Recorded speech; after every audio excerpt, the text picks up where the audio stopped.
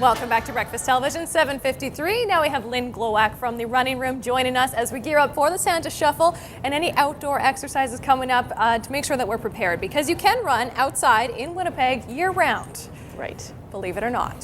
So what do we want to do to make sure that we're prepared, though? You want to make sure your body's warmed up so you're not having stiff muscles. So you can pull things if your body's not warmed up. If you get out of bed and you're stiff, you want to loosen up a little bit before you run. Okay, so you're going to show us a couple examples of how we can loosen up and get limber for our run? That's right. Okay. So you can either do it in your house before you go out for your run, or you can do it as you're going down the street, for example. So you might want to do some like sweeps. So this is going to just loosen up all your lower body, your upper body. So you do a couple of those.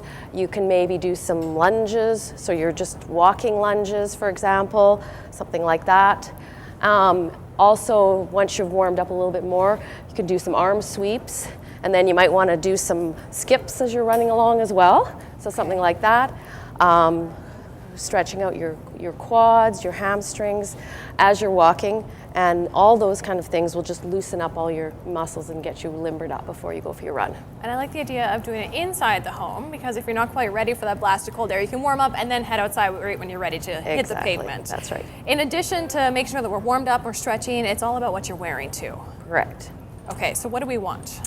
You want to have layers, so as the temperature gets a little bit colder, you want to add on more layers. So breathable layers, starting with your underwear, pants that are breathable, and have some wind protection, protecting your face, so having a balaclava so that it's covering your face and warming up the air so that you're not breathing in the cold air and still being able to breathe as well. So it's all about that layering. And the toque you're wearing, I want to talk about because it's so cute. Inside the pom-pom part, there's reflective pieces? Yeah, little strips of reflective. So that's another element of making sure you have something that's reflective on your gear when you're running in the winter, for sure. So cute, because it is dark quite often when you are out there running. You want to make sure you're staying safe. Now let's talk about the motivation, Lynn. How do we get out there and keep ourselves motivated when it's so cold and you can hear the wind howling? I think having a goal, for example. So say, for example, you have the Santa Shuffle. That's going to keep you motivated to train for that. So December 6th, that's your first goal. Then maybe you might have the resolution run, which is January 1st. And then after that, we have a hypothermic half marathon in February.